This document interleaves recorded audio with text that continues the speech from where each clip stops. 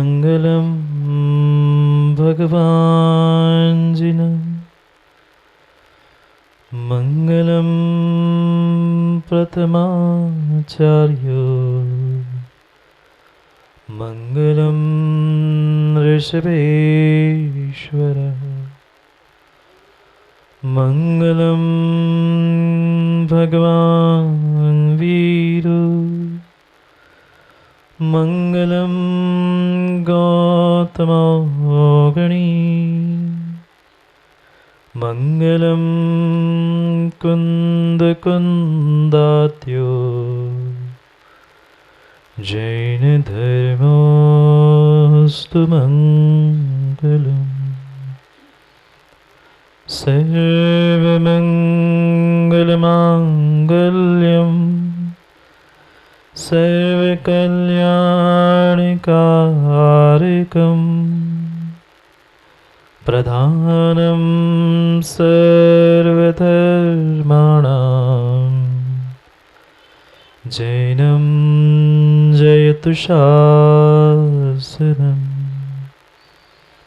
जैनं जयतु शासनम् जैनं जयतु शासनम् णं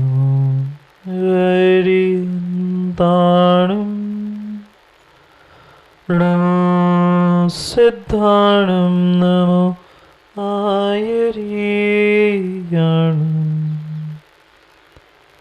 नमो वज्रायाणं नमो सर्वसाहु। अनंत अनंत परम सिद्ध भगवान की 1008वीं आदिनाथ भगवान की परम पूज्य आचार्य भगवान कुंद कुंद स्वामी की परम पूज्य आचार्य भगवान गुरुवर विशुद्ध सागर जी महाराज की सनातन जैन धर्म की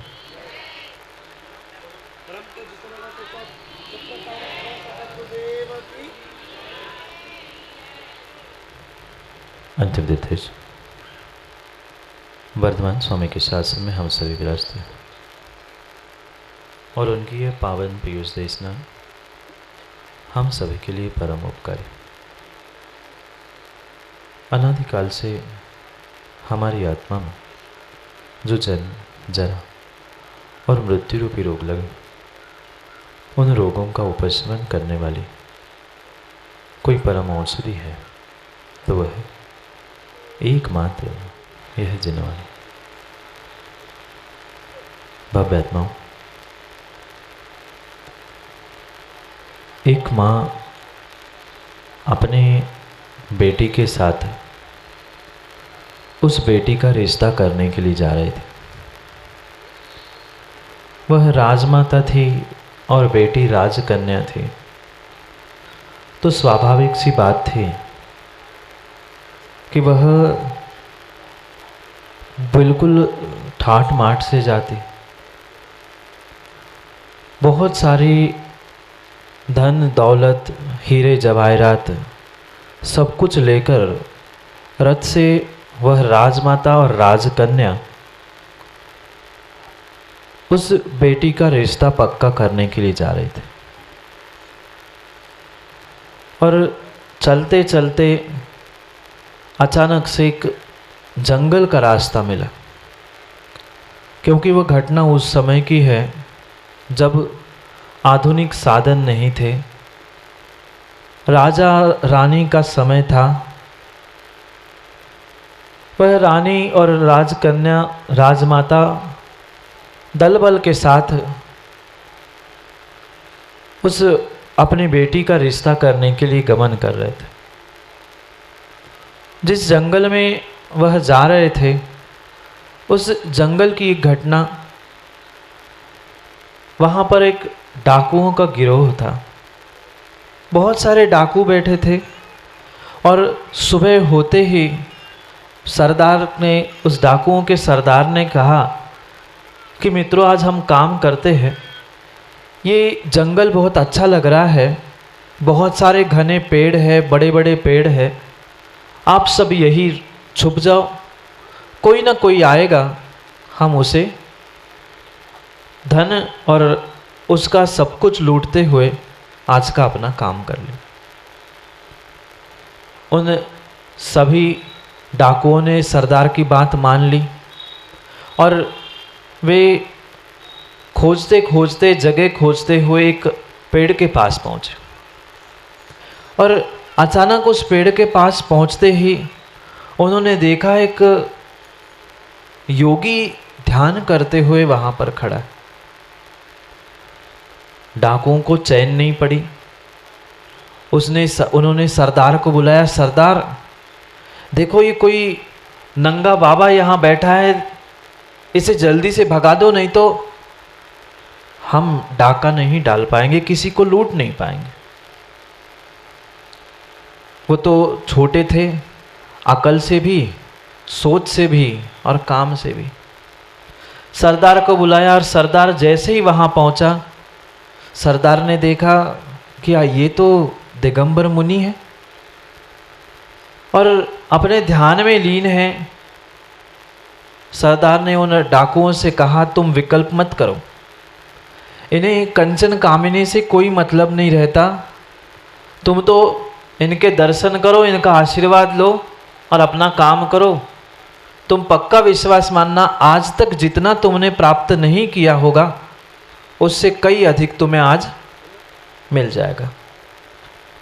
वह डाकू कहते, सरदार आप कैसे ऐसा कह सकते हो?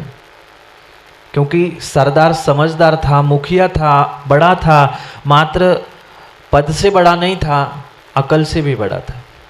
वर्तमान में मोदी जी बहुत सारे पद से तो बड़े हो जाते हैं पर अकल से, सोच से बड़े नहीं हो पाते, इसलिए विवाद लेके खड़े हो जाते। जो प्रतिष्ठित व्यक्ति, समझदार व्यक्ति होता है और वास्तव में सोच से जो बड़ा होता है, वह कभी भी छोटी छोटी बातों में नहीं उलझता। सरदार ने बहुत अच्छी सीख दी डाकुओं को कि तुम इनके पीछे क्यों पड़े हो, वे तो धरती के देवता है, वे तो दिगंबर साधु है, तुमसे कोई उनको प्रयोजन नहीं। वो डाकू कहते हैं, अगर धोखे से उसने आंख खोल ली, आपकी बात सुन ली हो और कोई आ गया और उनने बताया तो? पुनः सरदार कहता है, आप निश्चिंत रहो, वे अपने ध्यान में है, ना तुम्हारी बात सुन रहे हैं, ना कोई आ रहा है जा रहा है, उसे उनसे कोई मतलब नहीं है। तुम हो सके तो उन साधु के चरणों में नमस्कार करो, उनको भगाने का प्रयास नहीं करो।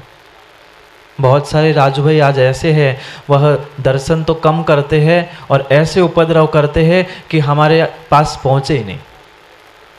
वे छोटे थे, डाकुओं की भी यही सोच थी कि हो ना हो उनके कारण से हमारा काम बिगड़े, पर माँ विश्वास रखना, जिसके पास साधु के प्रति श्रद्धा है उसका जीवन में काम कभी बिगड़ता ही नहीं है। अगर बिगड़ा है तो बन सकता, पर हमें विश्वास ही नहीं, हमें श्रद्धा ही नहीं है। विश्वास मानना। वे एक नगर में, बंसल जी हम जा रहे थे, एक नगर में सुबह सुबह शुद्धि के लिए जा रहे थे और ऐसे व्यक्ति सामने खड़े थे जिनने कभी देवशास्त्र गुरु को शायद देखा नहीं था।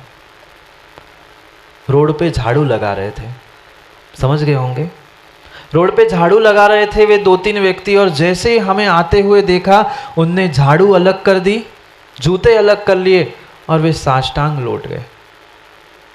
क्यों? क्योंकि उनके पास श्रद्धा थी।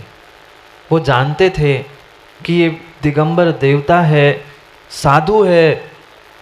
एक ऐसी सत्य घटना मोदी जी घड़ी, जब हम दक्षिण में थे, गोमटेस में गए थे अभिषेक देखने के लिए, वहाँ से लौट रहे थे तो सोचना उनको ये भी पता नहीं कि कौन है क्या है। बहुत सारे बच्चे हंसी मजाक कर रहे थे, ये तो नंगे जा रहे हैं, देखो नंगे बाबा आ गए। अंदर से एक बुजुर्ग व्यक्ति आया और कहता है, बच्चों चुप हो जाओ, तुम्हें पता नहीं है ये जैनियों के गुरु है, ये जैनियों के पंचम काल के भगवान हैं, तुम करो तो नमस्कार करो, उनकी अवहेलना मत करो। उस सरदार ने भी डाकू से यही कहा, तुम श्रद्धा से हाथ जोड़ सकते हो तो हाथ जोड़ो, नहीं तो माध्यस्थ होके चुपचाप होके निकल जाओ। वह डाकू का सरदार तो अध्यक्ष जी समझ रहा था, पर आज बनियागिरी करने वाले बनिया नहीं समझ पा रहे हैं कि हम किन गुरु और किन साधु की बदौलत आज जैन बन के कॉलर खड़ी करके जी रहे। कीमत नहीं है। समझदार था वो, डाकू का सरदार था ना, सोच बड़ी थी, बड़ा व्यक्ति था। अब डाकू क्या करते, सरदार ने कहा तो चुपचाप वह कहीं पेड़ के पीछे, कोई पेड़ के डाली पर ऐसे करते करते अनेक स्थानों पर वे सभी डाकू बिखर गए और सबसे आखिरी में सरदार पहुंच गया। सब छुप गए। इधर जो राजमाता और राजकन्या विवाह का संबंध करने के लिए निकल रहे थे, ऐसा नियोग बना कि जिस मार्ग से उन्हें जाना था आज उसी मार्ग पर वे डाकू छुपे थे और उसी मार्ग पर वे मुनिराज भी ध्यानस्थ खड़े थे। माँ रथ पे बैठी थी, कन्या भीतर थी। उस रथ से जैसे ही माँ की एक दृष्टि पड़ी, बहुत दूर उसकी दृष्टि पड़ते ही उसने देखा कि एक कोई मुनिराज से दिख रहे हैं। माँ जिसके भीतर श्रद्धा होती है वो ये नहीं देखता है कौन से सागर है, कौन सा क्या है, उसे तो मात्र दिगंबर मुद्रा दिखती है। माँ गदगद हो गई रथ में बैठे बैठे। वो सोचती है कि ये तो कितना बड़ा आश्चर्य और कितना बड़ा मंगल हो गया, क्योंकि अखिलेश पंडित जी, संसार में अगर कहीं मंगलों का सर्वोत्तम मंगल है तो वह धरती के देवता साधु परमेष्ठी मंगल है। तुम कितने ही कलश रख के द्रव्य मंगल कर लेना, पर वह साधु का अगर मंगल आशीष नहीं मिला है तो तुम्हारा जीवन का कार्य कभी मंगल हो ही नहीं सकता। माँ भीतर ही भीतर राजमाता खुश हो गई कि देखो, मैं बेटी का संबंध करने जा रही हूँ, भले लौकिक काम है पर मुझे आज साक्षात दिगंबर गुरु के दर्शन मिल गए, कितने मेरे बड़े अहोभाग्य हैं।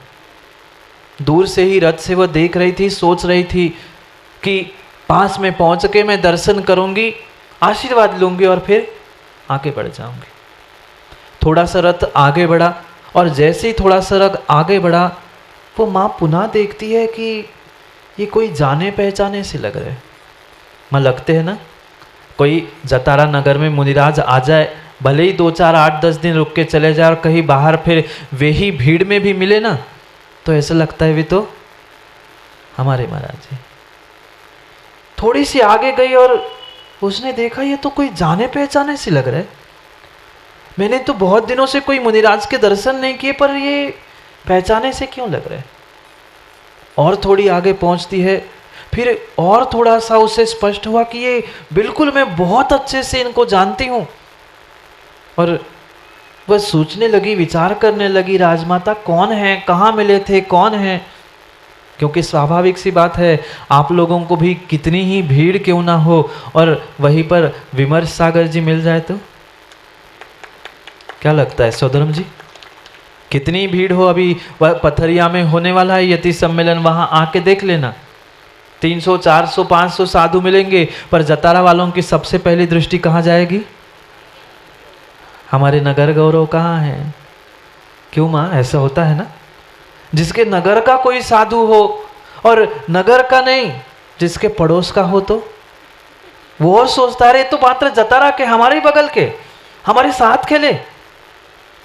रथ आगे बढ़ रहा था और माँ के परिणाम और गदगद हो रहे थे। वो सोच रही थी, अरे इनको तो मैंने बहुत अच्छे से जाना है, कौन है कौन है।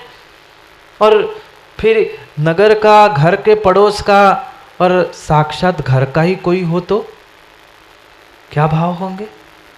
जैसे ही रथ उस मुनिराज के सामने पहुंचा, उस सारथी को माँ ने रोका, उसने कहा रुक। दौड़ के वह उतर के नीचे मुनिराज के पास पहुंची और देखती है ये तो दूसरे कोई नहीं है। कुछ वर्ष पूर्व जो मेरा बेटा घर छोड़ के गया था, ये आज मेरा बेटा ही धरती का देवता दिगंबर मुनि बनकर खड़ा है। माँ सोचना, जब नगर के मुनिराज, गली के मुनिराज हमें मिलते हैं तो कैसे भाव होते हैं, और जिस माँ का ही बेटा मुनिराज बन के खड़ा हो, उस माँ के भाव क्या हुए होंगे। आंखों से झरझर पानी बहने लगा। वह भीतर ही भीतर उसका दिल, उसका मन हिरोरे लेने लगा कि बरसों से मैंने जिसके दर्शन नहीं किए, जिसको वैराग्य हुआ, घर छोड़ के चला गया था, वो आज साक्षात मुनिराज बन के मेरे सामने खड़ा है। गदगद हो गई थी, आंखों से अश्रु की धारा थी, पर माँ की ममता छूटती है क्या? नहीं छूटती। चाहे साधु हो, चाहे कोई भी हो, पर माँ की ममता नहीं छूटती। पहले तो दूर से तो मुनिराज दिख रहे थे, श्रद्धा थी, विश्वास था। जैसे जैसे पास पहुंची और अपना बेटा देखा, अब साधु नहीं दिख रहा था, मां कौन दिखेगा? बेटा। पहले तो साधु मानकर वो हाथ जोड़ के उतर गई थी, चरणों में बैठ गई थी, पर जैसे ही बेटे को देखा, अब साधु मुनिराज गुरु नहीं कह रही थी, वो तो हाथ जोड़ के कह रही थी, बेटा कितने दिन हो गए, कितने वर्ष हो गए तू जब से घर से वह छोड़ के चला गया है, दीक्षा ली है, तब तक आज तक तेरे दर्शन नहीं हुए। आज कितना सौभाग्य का दिन है, मेरा तो जन्म सफल हो गया। आज साधु परमेष्ठी के गुरु के साक्षात दर्शन मैंने कर ली। अब ममता थी, राग था, तो बेटे जैसी बेटे को देखती है माँ, तो राग तो टपकता है ना। कोई भी माता पिता हो, बेटे को देखकर राग तो टपकता ही है। उस माँ का भी राग टपक पड़ा और बोल पड़ी, बेटा मैं तेरी बहन की शादी करने के लिए, संबंध करने के लिए जा रही हूँ, क्या ये जंगल के मार्ग में कोई खतरा तो नहीं है? कौन पूछ रहा था?